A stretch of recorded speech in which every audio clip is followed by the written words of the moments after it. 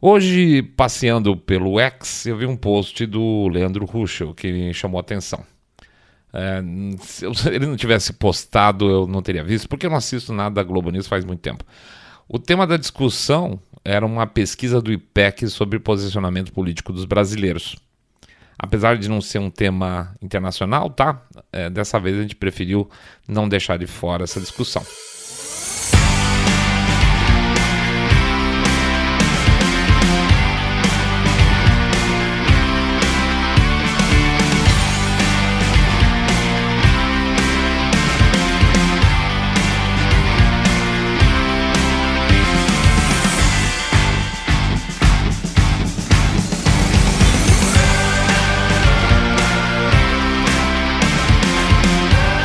Saindo da bolha. Menos notícia, mais informação para você.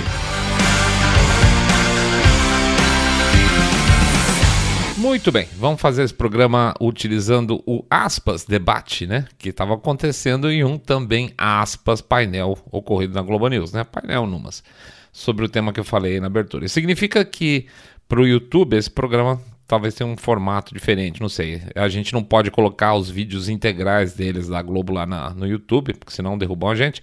Mas no X tudo bem. Então, quem quiser ver os trechos de vídeo completo da Globo News vai ter que estar no X, tá? Vamos lá. Vamos direto então. O IPEC divulgou um levantamento sobre a orientação política dos brasileiros. O Instituto questionou se os eleitores se consideram de esquerda ou de direita, numa escala de 0 a 10. Nessa escala, a gente vai jogar para vocês aqui, quanto mais próximo de 0, mais de esquerda a pessoa se considera, e quanto mais próximo de 10, mais a pessoa se considera de direita. O nível de confiança desse levantamento é de 95%, e o resultado foi o seguinte, eu vou mostrar para vocês aqui, ó. Bom, aqui tem alguns pontos. Um é que o próprio Ruschel falou. Se saiu da prateleira do IPEC, quer dizer que os resultados podem ter sido piores ainda para a esquerda, tá? Mas vamos supor que os resultados tenham sido publicados de acordo. Que o que se levantou é de fato a realidade, que não houve viés na forma de se fazerem perguntas, né? Porque a metodologia também pode ter viés. Enfim, que o que a gente está vendo aqui é realidade. Outro ponto é a questão do critério 0 a 10. Eu precisaria de alguém aí da área de estatística, pesquisa, para comentar isso, mas eu não consideraria fazer uma pesquisa dessa forma. O ser humano é meio babaca, sabe? E eu não duvido que as pessoas tendam a não quererem se dar 0, ou seja, que um cara de esquerda se dê 0. Entende? Então eu precisaria... E eu tô falando do cara que totalmente não tá sabendo muito bem o que ele tá respondendo. Eu precisaria de um palpite de alguém que fosse da área de estatística. Bom, mas como publicitário, eu cansei de ter pesquisa em mão, mas não sou da área, mas nunca vi desse jeito. Então eu vou considerar que eles sabem mais que eu e que essa foi a forma adequada. Outra coisa que eu não vou fazer, a não ser que a situação se mostre explícita, eu não vou ficar fazendo análise facial dizendo que a o B tá com cara de tristinho com o resultado. Aí olha a cara dela. Vamos pular essa parte também, beleza? Já está tudo aqui, a maioria, como vocês estão vendo aqui, se posicionou nas pontas do espectro. 11% se dizem de esquerda, se disseram totalmente, tá, de esquerda. 24% totalmente de direita e 20% disseram que são exatamente de centro. Aqui tem um ponto. Mal e porcamente as pessoas, a grande massa da população vai saber exatamente o que é esquerda ou direita, de verdade. Portanto, as nuances que eles mediram com notas aí intermediárias fazem pouco ou nenhum sentido. E isso pode passar a sensação de uma polarização onde não é, tá? Porque se mal e porcamente se sabe se é de direita ou esquerda, quanto mais saber se eu estou em uma dessas nuances aí. Sou um pouquinho mais próximo do centro do que da extrema esquerda ou da direita, acho muito improvável. A Andréa Sadi tem o cuidado aqui de não usar a palavra extrema, o que já é uma coisa interessante de se observar. Mas queiram eles ou não, o gráfico acaba sugerindo que existe uma polarização extrema, tá? Visualmente é isso que tem aí. Diria que 11% seriam de extrema esquerda e 24% de extrema direita e 20% de centro. Nesse panorama, então, vamos dizer, o PCO teria mais votos que o PT, entendeu? Eles são de extrema esquerda. Mas vamos ver como é que se comportam eles nessa análise, porque visualmente a coisa está um pouco diferente do discurso até agora.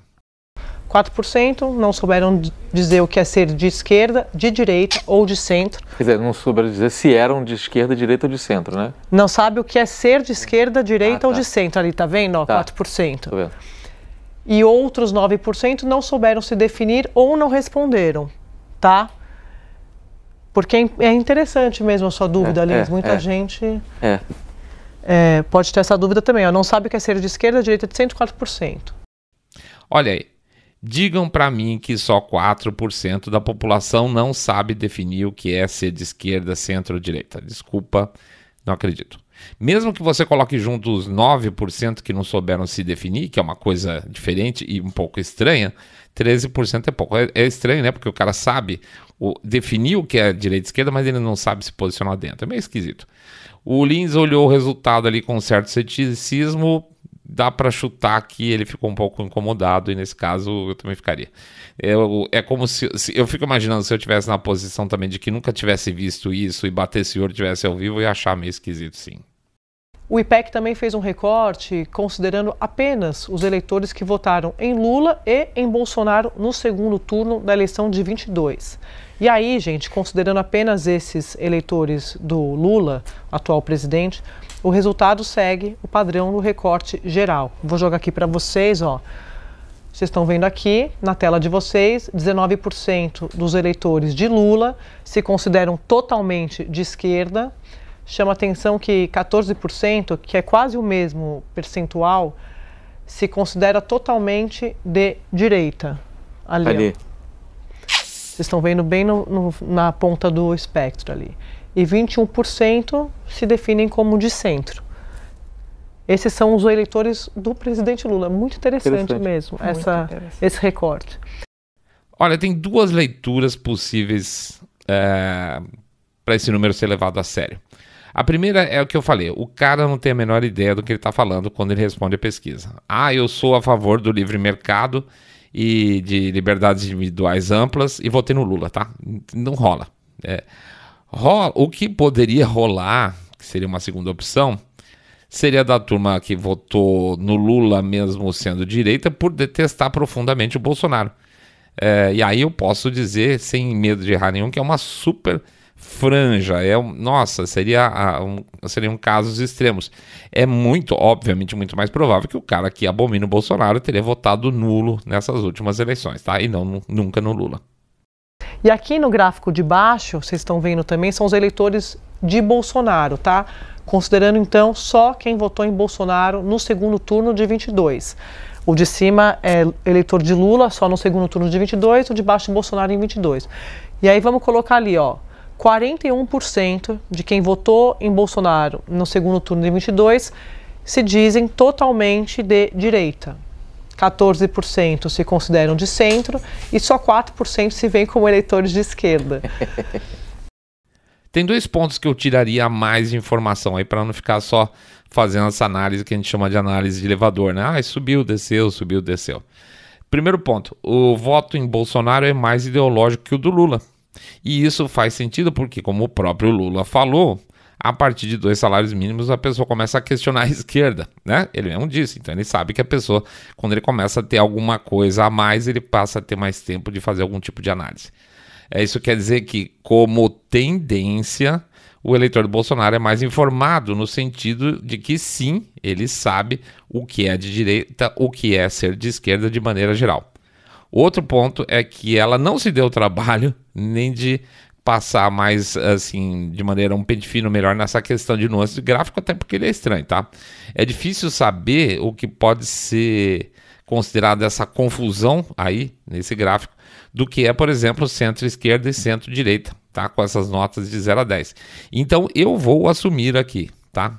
Eu vou assumir que 0 e 1 é esquerda, 2 e 3 é centro-esquerda, 4 a 6, né? 4, 5, 6 é centro, 7 e 8 é centro-direita e 9 e 10 é direita. Como eu não sei o critério, qualquer critério repetido passa a ser critério, então, tá? Mas se eu sair da bolha, não concordo, eu acho que é... Beleza, tamo junto, tá? Mas eu vou fazer assim. Ou seja, com esses valores tem mais eleitores de Lula. Veja que interessante. Tem mais eleitores de Lula se dizendo de direita do que de esquerda. 17 a 15 seria o placar. E tem mais eleitores se dizendo de centro-direita do que de centro-esquerda votando no Lula, 10-9. Que porra é essa, tá? Bom, senhores, isso é Brasil. Se a gente for entender que a pessoa se coloca como direita e esquerda a partir de certos valores, é óbvio que o Brasil é um país mais conservador, mesmo para quem votou em Lula. E isso eu não duvido. Quer dizer que o sujeito que votou no Lula votou no máximo porque imaginou que ia se dar bem com ele por alguma situação. Ia ter créditos a mais, sei lá, qualquer coisa assim, picanha. Mas que no fundo não votaria. Que o discurso da direita é mais atrativo, cai melhor em termos, aspas, para essa turma ideológico. Você ficaria surpreso com isso? Eu acho que não. A pontuação média dos eleitores de Lula nessa escala foi de 4,7 pontos, quase que exatamente no centro. Enquanto isso, a pontuação média de eleitores de Bolsonaro foi de 7,8 pontos, apontando uma inclinação muito mais forte, claro, à direita. Nesse levantamento, o IPEC entrevistou 2.000 eleitores entre os dias 1º e 5 de março deste ano. Tá lá. É sim um voto ideológico, obviamente. Se somar direita e centro-direita, no caso do Bolsonaro, pula para 65. E se pegar mais votos aí de centro que detestam Lula, então, por exemplo, pegando só os itens, os que votaram lá 5 e 6, dá mais 19%, chegou lá em 84%, que faz todo sentido do mundo, tá? 84% dos eleitores de Bolsonaro se identificam a partir do centro à direita. E aí tem engraçado, porque tem uma risadinha aí quando ele fala dos 4% dos eleitores de Bolsonaro que se dizem de esquerda, quer ver? E só 4% se veem como eleitores de esquerda. E só 4% se veem como eleitores de esquerda. Mas aí não tem graça o 17-15 dos eleitores de direita, no caso do Lula? Não tem graça. A sensação que passa, são bobinhos, o brasileiro é ignorante, né? Não sabe o que é esquerda. Então, só quando não bate com o que eles acreditam. Aí é engraçadinho. Mas o resto é tudo uma loucura esse negócio aí. Muito grave, que é uma articulação muito bem sucedida da direita e extrema-direita, que é saber usar as redes sociais para pautar. Eles têm um senso de urgência sobre o que vai repercutir e o desdobramento, o que vai engajar nas redes sociais, que a esquerda não consegue alcançar. Eu lembro muito bem de fazer esse debate aqui em 22 com vários integrantes do PT, agora do governo, e eles admitem isso. Eles não conseguem acompanhar, é como se eles vivessem num mundo analógico e o mundo hoje é digital. Então a estratégia, e olha que eles têm feito avanços, não é que não houve avanços, houve. Não é sobre isso, mas eu acho que muitas vezes parece aquela comunicação artificial de uma política que já nasceu velha. Porque as redes sociais, esse senso de urgência, tudo é urgente para a extrema-direita. Atenção, você abre as redes sociais, tudo é atenção urgente, 2 pontos, o terceiro banheiro. Atenção urgente, 2 pontos, qualquer pauta de costume é isso. Até a pauta a PEC das drogas. Eles conseguem transformar, eles conseguem desvirtuar os debates importantes do país com muita eficiência, na minha opinião, usando como instrumento as redes sociais, que a esquerda ainda não consegue se comunicar. Esse trecho é maravilhoso, sério. Primeiro porque ela chama a direita de eles. ela não disfarça em nenhum momento, ela fala eles. Então fica eles e nós. Pois é. Ela diz, eles conseguem, aspas, desvirtuar assuntos importantes. Sim, porque apoiar temas como, por exemplo, sei lá, aprovações de decisões do STF que favoreçam porte de droga, aí é debate. Criticar é desvirtuar, tá? Então são as novas variantes da língua portuguesa. Existem sinônimo antônimo para verbo. Então, no caso, o contrário de criticar, o contrário de debater é desvirtuar, tá? É um show de viés. Vocês repararam que eles nem percebem que eles fazem isso, né? Na verdade, eu queria ter 10% da confiança desses caras, porque fica evidente que esse povo senta em roda aí na frente da televisão e se vê como balizadores da sociedade. Vamos chamar assim, nós estamos aqui porque nós somos superiores e nós temos que ficar aqui discutindo como mudar a cabeça da plebe. E eles estão conseguindo resistir e nós estamos perdendo. né? E quanto mais para frente, depois vocês vão ver o Otávio Guedes fala de Gleisi e Haddad, fica comprovado mais uma vez o nós e eles. Eu fui lá perguntar para eles o que eles acham, tal, aquela coisa toda, é da nossa turma. O painel da Globo News e políticos e PT são o nós da nossa jornalista querida aí, da Andréa Sadi, esqueci o nome dela, porque eles têm opiniões semelhantes. A única crítica da Andréa Sadi é que o aspas, nosso time, no caso deles, não está sendo eficiente na comunicação, o que é uma mentira. É uma mentira porque eles são extremamente eficientes na comunicação. Porque se não fossem eficientes na comunicação, a casa já tinha caído faz muito tempo, tá? Como tá aparecendo que está começando a derrapar para cair, tá? Agora só. Ela entende que um perfil como o nosso, por exemplo, o Saindo da Bolha, que coloca no ar absurdos relacionados, notícias absurdas, que nem agora a manchete que a gente botou, acho que ontem ou hoje, do New York Times, ontem, que dizia que ser controlado pelo Estado é bacana, é joia, como se fosse um fator de hype, não pode, tá? É uma denúncia, que a gente coloca essa manchete, na verdade, em formato de denúncia, e o que muda agora é que as redes permitem que três bunda de fora, que nem nós aqui, possamos fazer isso rapidamente. Ela acha que isso é um imediatismo que acaba consumindo as pessoas. Não é, é que pipoca coisa absurda o tempo todo e a gente vai publicando. Não é que tem um fator de urgência nessa questão, tá? Se tivesse só os canais tradicionais, a Andréa Sadi, por exemplo, é óbvio que ela esconderia qualquer crítica em relação a essa manchete. E isso hoje não é possível. Então sim, André, as pessoas estão atentas, não é questão de emergência. Elas estão atentas e é por isso que está complicado manipular tanto. Não por tecnicismos, quem está melhor e quem está pior na guerra das técnicas de comunicação, direita e esquerda. A diferença é a mensagem, não a forma. Então, vai aprendendo, André. Aliás, você devia ter aprendido isso na faculdade de jornalismo. Jornalistas, muitos deles adoram falar que são jornalistas porque fizeram faculdade de jornalismo. Isso aí eles deveriam saber. Vamos ver agora o último trecho, que é a aspas análise do Otávio Guedes. Esquerda e direita no Brasil. O que era ser esquerda na década de 70? Né? Na década de 70, 80, quando surgiu o Partido dos Trabalhadores. Ser contra a ditadura. Oi? Era basicamente ser contra a ditadura. Basicamente, ser contra a ditadura. Então, se você era contra a ditadura, você era antissistema e você questionava o sistema econômico. Né? Hoje, você ser antissistema, isso é curioso, a direita pegou a bandeira do antissistema. Não, querido, olha, você está aí sentado na cadeira da Rede Globo, certo? Você ganha um salarião para defender o quê? O sistema. E você acha que existe um outro lado, o eles. Então, meu caro, você é o sistema. E quem sabe que você é uma fraude é antissistema. É tão óbvio que me deixa até mais careca, né, dele ter a coragem de falar isso e não ficar vermelho. Ele acabou de falar de outra maneira que ele é parte do sistema. Ele falou isso, tá? Ele se embananou, ele se enrolou de certa forma para falar uma mensagem, mas ele acabou falando aqui: eu sou parte do sistema. Quem é antissistema é a direita. Por isso que tantos jovens, no meu entender, são de direita, porque o jovem é contestador. Nós já cansamos de falar aqui, nós somos os novos ripongas.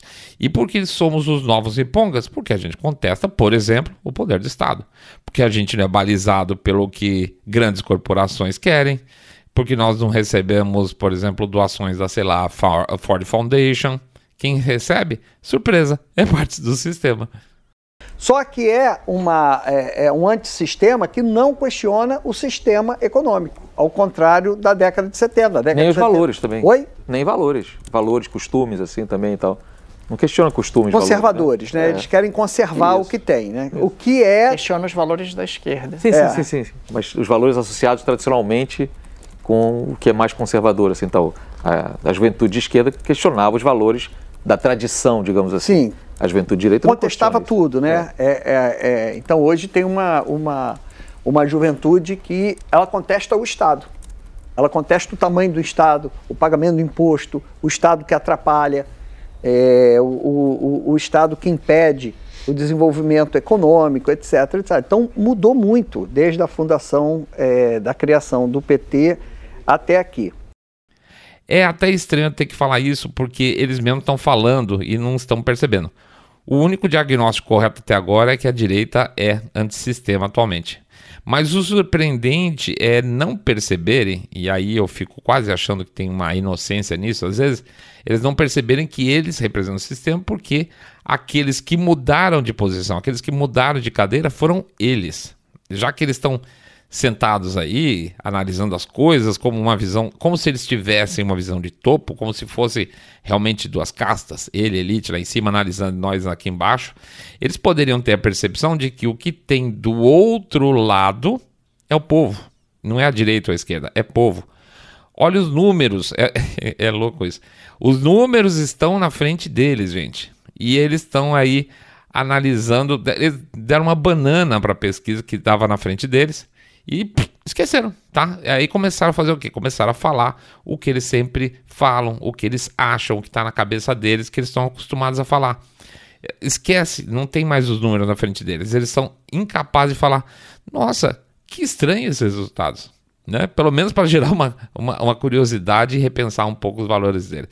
O povo, esse povo que eles não conseguem chegar, quando é traído pelo aspas sistema que dá para esse sistema a bênção de representar, tá? Nós damos a bênção ao sistema representar-nos, ele se revolta com os traidores.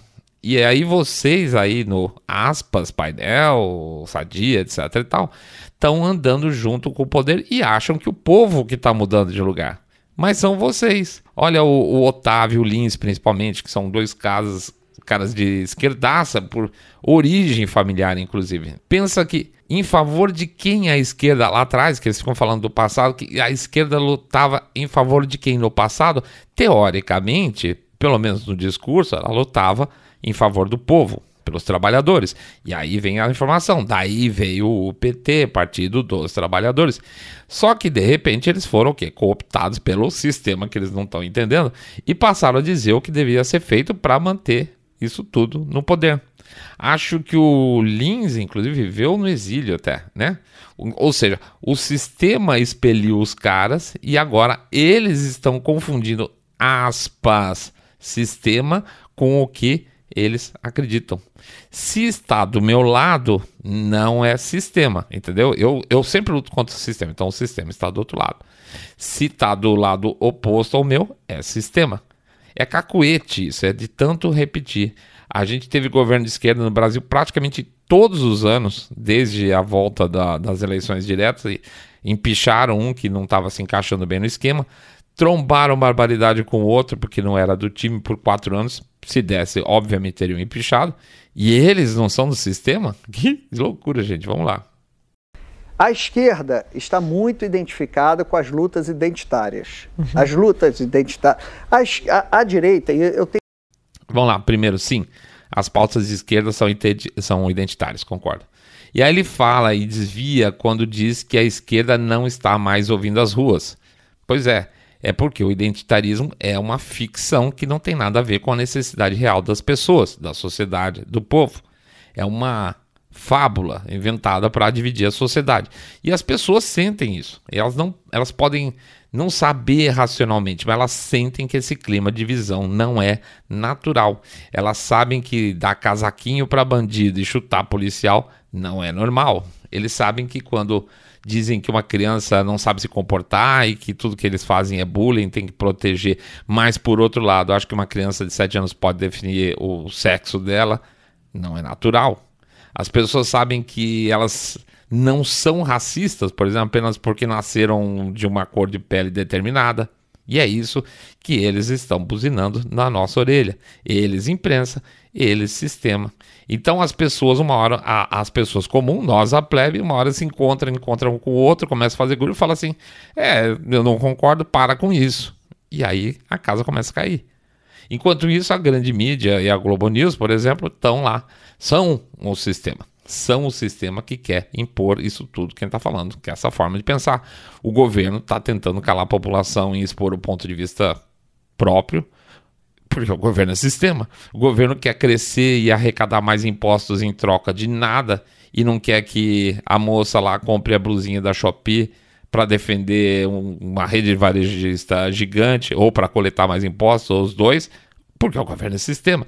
O cara fala, eu sou vítima desse sistema, porra.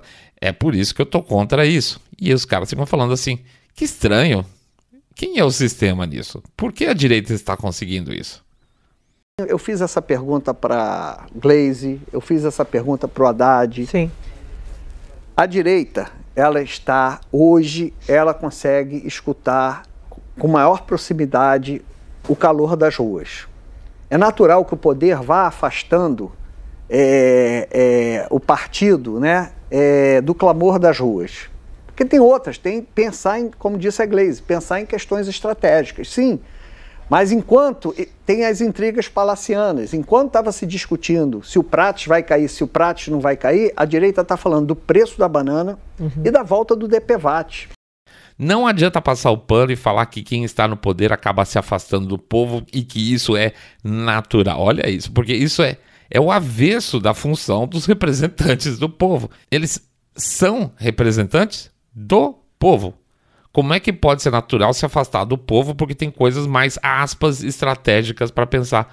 Como assim estratégica que não seja aquilo que o povo pede? Que cara de pau gigantesca é essa?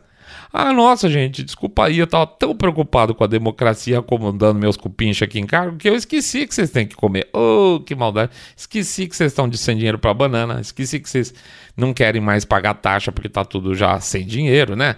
E aquela taxa extinta que não fez falta nenhuma pro dinheiro, pro cofre do governo anterior, agora vai voltar, porque eu sou uma porcaria de gestor financeiro. Mas desculpa aí, eu estava preocupado com a taxa e esqueci de ver se vocês estão com dinheiro para pagar ou não. É isso que está acontecendo, né? O que dá para tirar desse painel são pessoas surpresas. Eu não diria assustadas, eu diria surpresas. Elas não estão com medo. Essa turma já está bem de vida, tal, pode postar. Mas elas estão surpresas porque tem alguma coisa estranha que está conflitando com os credos deles. Pode reparar, nesses últimos minutos, ninguém olhou para trás para olhar os números de novo. Eles tiveram que colocar isso de lado para gerar narrativa que fizesse sentido. Otávio, me ajuda, faça alguma coisa. Eu não estou entendendo o que me colocaram aqui para analisar. E o que tinha para analisar certamente não era bom. Fala alguma coisa aí. E aí ele olha a pesquisa e veja, gente, a pesquisa fala de eleitores autodeclarados, tá? Ou seja, eu disse que votei no Lula, eu disse que votei no Bolsonaro. Eles não estão falando aqui nem em quantidade, né? Mas é o perfil. Então, nem a lógica de distribuição de perfil é positiva mais para eles. A começar porque tem mais jovens à direita. Depois, porque o voto ideológico está na direita. Terceiro ponto é que as mensagens vindas da direita estão sendo mais eficientes, eles concordam. E por último, o óbvio do óbvio, porque na prática, na gestão de governo, a esquerda é uma desgraça. Aqui na Argentina, nos Estados Unidos, em qualquer lugar. E isso é cada vez mais óbvio, né? A única maneira de fazer de conta que isso não é verdade é dizer que o partido está longe do calor das ruas, que é o que eles falam. E está mesmo, mas não porque estão preocupados em governar ou por questões estratégicas, etc. e tal. Porque governar é ouvir o tal do clamor das ruas. Mas porque, na falta de argumento, um bando de jornalista pelego tem que falar qualquer coisa para salvar a situação deles.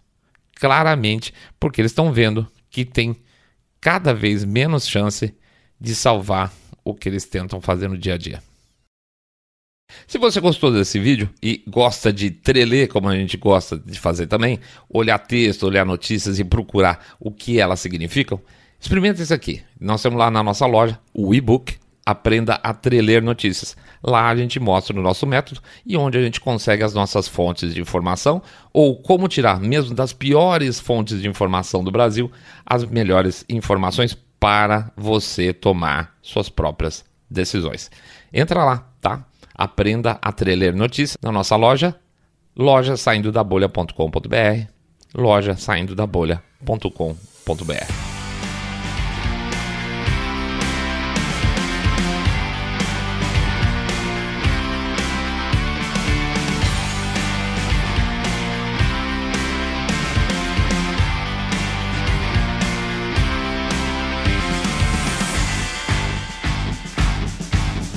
Saindo da Bolha.